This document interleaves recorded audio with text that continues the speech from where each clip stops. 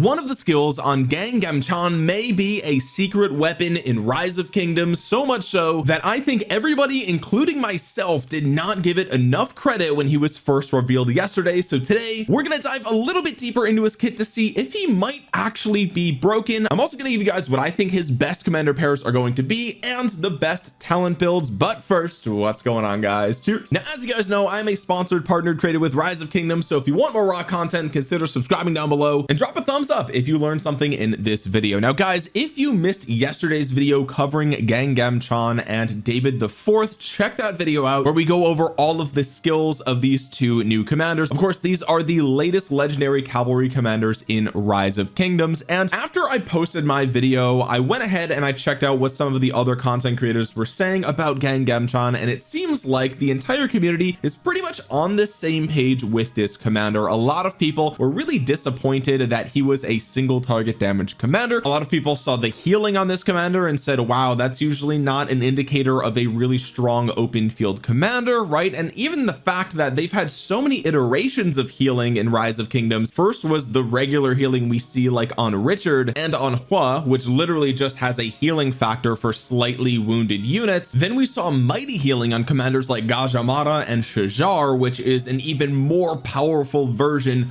of regular healing. And now we're at a point in Rise of Kingdoms where the developers have actually changed how healing works entirely on this brand new commander. And so, you know, single target damage, the damage factor is 3000. It's not like crazy competitive with AoE commanders, and it's healing and it's tanky. It's like, you know, there's definitely a use for this commander, but people didn't get as excited about him as they did for the reveal of Achilles, for example, or for King Arthur, for example. These are like big damage AoE commanders that are like really putting numbers on the board. And so with the entire community's consensus about this commander, at least on first impression, being a little bit lukewarm, I started to think more about like, okay, well, you know, obviously if everyone has the same knee-jerk reaction, I think that after 7 years, the developers of Rise of Kingdoms probably expected that, right? Like they probably know that we've been around for a while and we've been doing these videos for years, so they must have had a trick up their sleeve with this commander. There must be something about this commander's kit that makes up for the fact that they are a single target damage commander. Okay, and then I really started to think more about the Starlight skill here, and there's one thing that I want to point out really quickly. In my video yesterday, I talked about how typically no matter who you pair this commander with, he's probably going to be the secondary commander because you typically always want the AoE and the active skill of the primary commander in case you don't get the active skill off of the secondary, right? Like obviously that makes sense, but with this Starlight skill, there might be something to be said about using Gamchan as a primary commander, which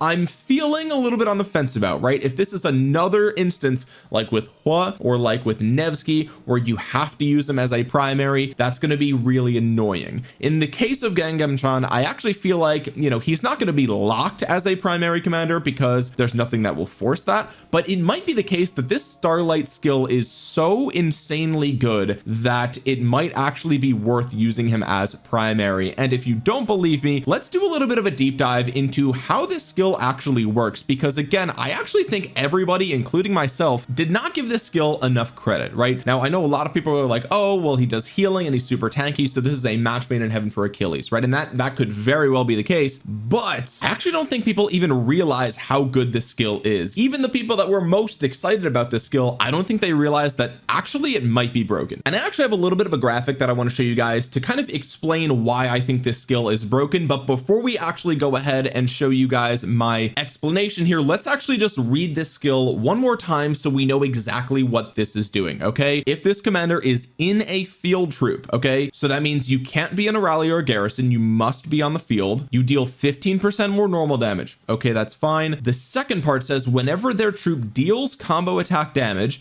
it recovers a large portion of its slightly wounded units. 10% of the combo attack damage dealt. Units healed by this skill cannot be healed by it again and cannot be severely wounded, but can be slightly wounded until they return to the city. Now, the other thing that makes this really strong is that the active skill, which when you're expertised, actually enhances this even farther. So it says you launch 2 combo attacks, 3000 damage factor in total, and then for the next 5 seconds you gain a Star Blessed effect, which gives you 10% health, 10% defense, and it increases increases the healing from the Starlight skill by 150%, not to 150%, but by 150%. Okay, so that means that in total we have 150 plus 10, so we have a total of 160% of the combo attack damage dealt is going to be the amount that you recover of your slightly wounded units. But the big thing here that makes this skill actually broken, or it could be, we'll have to test this, is that these units that you heal with this skill cannot be severely wounded afterwards. Okay, so let's come over to my example here just so I can share with you guys how I'm thinking about this skill. Okay, let's say that this is your army right here. Okay, these are all of your troops, and let's say you get hit by an active skill and it deals 8,000 wounded units to your army. Okay, so we've got 8,000 of your units are wounded,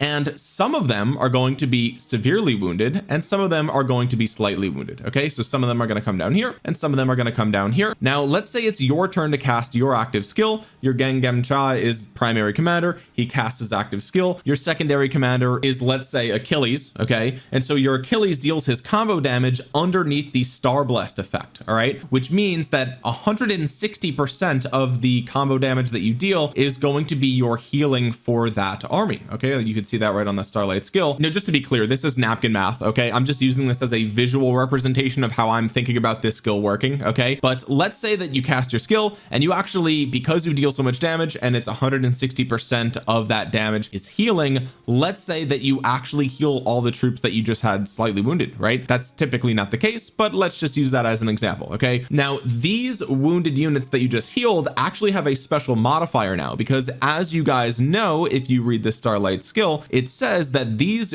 units that are healed by the skill can't be healed by it again, and they can't be sev wounded. Okay, so these are actually functionally different now than any other units that are in your army, so we're going to designate that as gray dots. Okay, these are the units that were healed, they can't be healed by it again, they can't be sev wounds. Okay, now let's say a nearby enemy who maybe they are on yellow health, right? Like let's say it's a relatively weak army, they come in and they deal 4,000 wounded to your army. Well, let's go ahead and grab this, and normally, because you just took that 4,000 wounded, normally half of these would go into your sev wounds, right? But remember the modifier of these, they can't actually go here. So now that you've taken 4,000 wounded, well, you actually only have one choice. These have to go into your slightly wounded, right? And so basically what you've done is you resurrected these and then they took the damage again. So you almost took that second skill shot for free, if that makes sense, right? Because this is how your army looked after that first 8,000 wounded skill shot. You healed some back, you took a smaller skill shot, they just go right back, and you effectively got to use those troops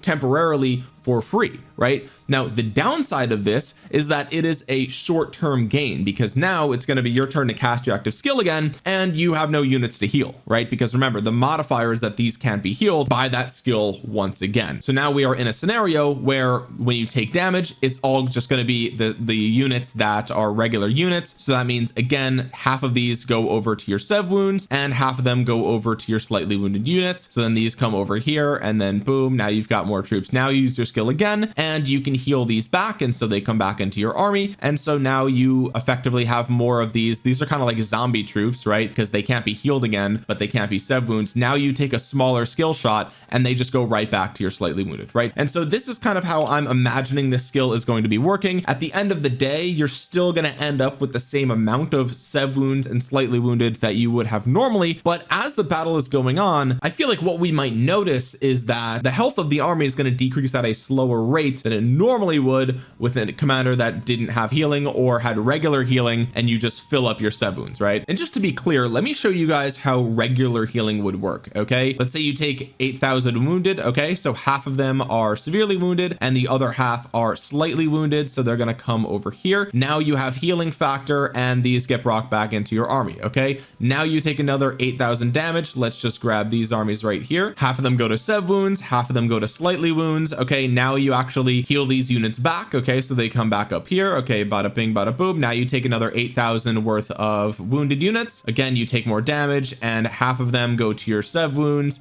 and then half of them go to your slightly wounds, And again, this is just napkin math, so this isn't exactly how it works in the game, but as you can see, you're piling up sev wounds. Okay, that's kind of the downside of using like Richard on your wall, for example, is that you end up with a lot more sev wounds. Like that's why people don't like healing in the open field, and I think that's why they actually changed how healing works with this new commander, right? Because the key distinction is that as the units are getting healed, they can't actually end up in the sev wound bucket. They can only ever go back to the slightly wounded bucket. Okay, and so I think that this skill is actually super interesting because it gives you all of the upside of healing, but it gives you none of the downside of healing. And in fact, it almost is kind of like a perpetual increasing of your troop capacity, if you want to think of it that way. Like you're just temporarily getting small boosts to your troop capacity and then you lose them back to the slightly wounded that they already were at, right? And so because of the way that this skill actually works, I do think that this could be the best version of healing in Rise of Kingdoms. And I think because of that, Gamchan might actually be way more tanky than we think he already is. And let me tell you, he's already really tanky. He's got a ton of defense, a ton of damage taken reduction, and he temporarily gets health and defense from the active skill. And so I think the tankiness of Starlight might actually make his trades look really good, right? Like he might not be dealing insane amounts of damage because he's single target. It is what it is. That's just how it works. He doesn't have any attack stats here either, right? Like he's going to rely on whoever you pair him with for that. So his damage output's going to be much lower than the AoE damage commanders, just objectively. But I think the trades are going to look really good because of this healing. You actually bring back the units, you fluff up your troop capacity, right? And you don't suffer the consequence of just stacking more and more sev wounds as the battle goes on. Okay, so now that I've explained what I think is the secret weapon of Gamchan, let's go ahead and talk about who I think some of the best pairings are going to be for him in Rise of Kingdoms. Well, first of all, if we want to abuse the Starlight skill here, then what would we need to do? Well, it's whenever their troop deals combo attack damage. Remember, there's no cooldown on this, right? So any amount of combo attack damage that you deal, you're going to get a benefit from the Starlight skill. So you actually want to deal as much combo attack damage as you can. Unfortunately for himself, he only deals combo attack damage to one troop type. What else is he actually doing on the kit though? Well, whenever you deal combo attack damage, you have a 30% chance to reduce the target's defense by 40% for 5 seconds. Now, in my first impressions video yesterday, I said that you may be able to stack this multiple times on one target. A lot of you pointed out in the comments that that actually might not be how this works. It's probably the case that you can spread this AoE, so 40% to 3 different targets or something like that, because it's 3 times in a single second. The reason that I assumed it might be to a single target is because of the wording here. It says whenever you deal combo damage to a field troop, it has a 30% chance to reduce the target's defense by 40% for 5 seconds. And typically in Rise of Kingdoms, when we see AoE debuffs, we'll see wording like this: each target has a chance to take extra damage. Or if you look at somebody like Ragnar, all troops hit by this skill, right? Same thing with CPO, troops hit by this skill, you know what I mean? So a lot of times when we see the AoE debuffs, that's how they actually come across. Even on recent examples like Achilles, it says something along the lines of the targets lose 20% march speed, whereas here it says reduce the target's defense. So my assumption was that this would only be applying to the one that you're actually targeting, but based on how this is worded, maybe I'm just misunderstanding it. And again, a lot of you mentioned that maybe it's the case that you actually can spread this to multiple targets, right? So we'll have to wait and see when it comes to the game. And now that you guys have mentioned that, I do think that you're probably right. I do think that this probably is the case that you can spread it AoE. I just think that the wording here is absolutely awful, and hopefully they change it to something along the lines of it has a 30% chance to reduce each target's defense by 40% for 5 seconds. That would make a lot more sense if this is going to be spread AoE. But anyway, the point is, Open the Floodgates is actually a really good skill that scales off of combo attack damage again, right? So now we've got 2 skills that would really benefit from outputting a lot of combo attack damage. And so to me, if you wanted to exploit this skill, Open the Floodgates, and you wanted to exploit the Starlight healing, then you would want a commander that has a lot of combo instant proc damage, right? And if we think about what commanders fall into that category, well, we have combo damage and instant proc damage on Hector. We have combo damage and instant proc damage on King Arthur, but we don't actually have that on Achilles, right? Achilles actually only deals combo damage with his circular AoE on the active skill. It's 1000 damage factor, combo attack damage. If you look at the rest of his kit, we see no instant proc of combo damage, right? Which is actually kind of surprising. A lot of these combo commanders have that. Achilles does not. And so when it comes to the Gamchan Achilles combo, which I think a lot of people assumed would be the best combination, what you're going to find here is that you're going to have an easier time spreading that debuff on Gamchan because it's circular AoE with Achilles, but you're going to be popping the healing and that debuff less frequently, right? Like again, if you had an instant proc, for example, the probability that that would occur more often would be good. So if you wanted to optimize for those things, well, is Hector a good choice? That's 2 single target damage commanders. Historically, that's not very good. They're both very tanky. There's not a lot of attack here. There's actually no attack stats at all as far as I remember on Hector's kit. So yeah, we've got 2 choices. So you could do something like this, right, where Arthur's the primary. That makes him a combo damage cavalry commander. Gamchan is the secondary, and under those conditions we do actually have some instant proc combo damage, right? It's not on the active skill, it's on the expertise. It says whenever you're serving as primary, whenever you launch a basic attack, you have a 50% chance to launch an extra combo attack with a damage factor of 300. You can trigger this multiple times per second with a decreasing trigger chance over time. Really long cooldown on that, unfortunately, but because of that instant proc, you have an additional opportunity to cause the defense reduction here and an additional opportunity to heal your troops with the Starlight skill. Now, granted, if you do the King Arthur primary, you're going to lose out on the timing of this skill, right?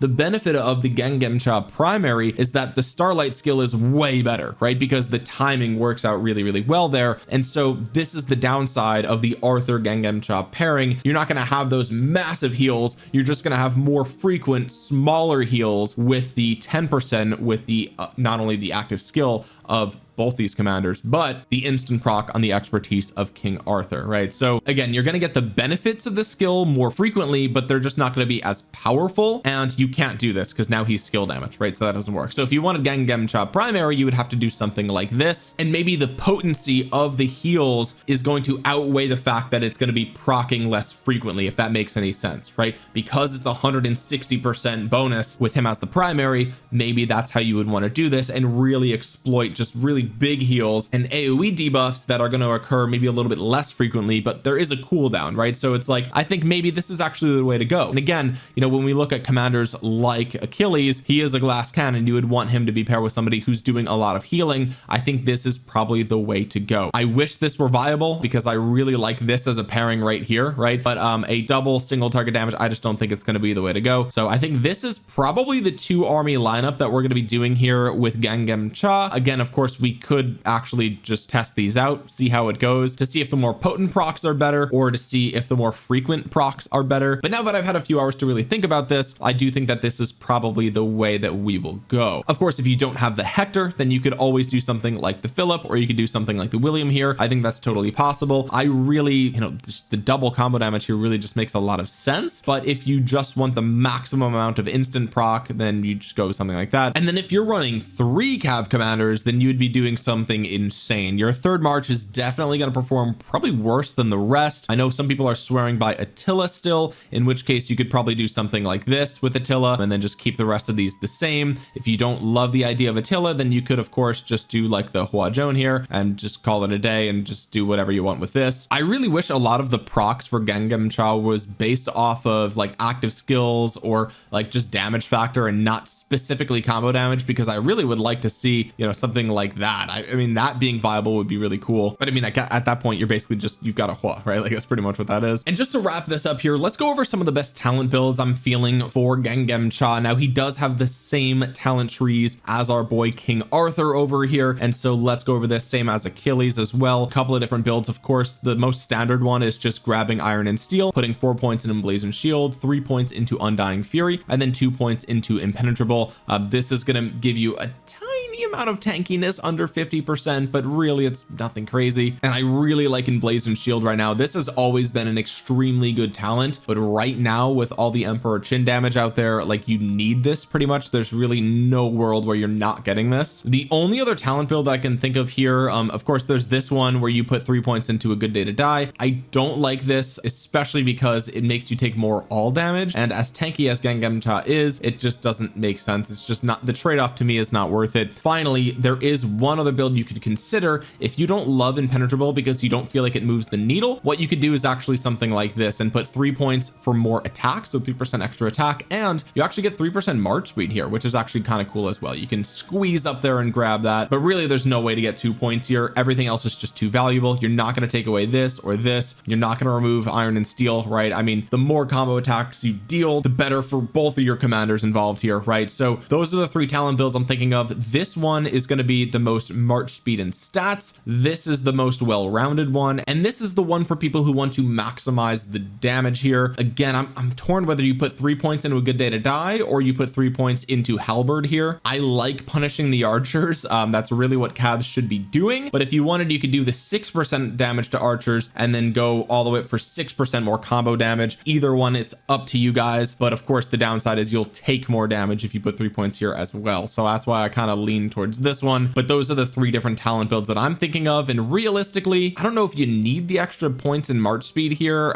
This is great if you're pairing him with somebody that doesn't have a lot of march speed, but all the combos that we've talked about have lots of march speed. So really, I think this is probably the one that I would go with in terms of the safest and the most well-rounded for a majority of players. You still get the big punishing halberd over here, so that's how I'm feeling. Anyway guys, if you made it all the way to the end of this video, consider dropping a thumbs up on it. It really helps out the channel a ton. It helps get this video out into the YouTube algorithm so other Rise of Kingdoms players might see it. And comment down below your thoughts on the Starlight skill on Gamchan. Do you think it actually could be the best version of healing we've ever seen? Do you think that it could be broken? Let me know in the comment section below, and while you're down there, consider subscribing to the channel and clicking the bell to be notified the next time I upload a Rise of Kingdoms video. With that being said, guys, thank you so much for watching. This has been Omniarch. I'll talk to you guys again soon. Peace.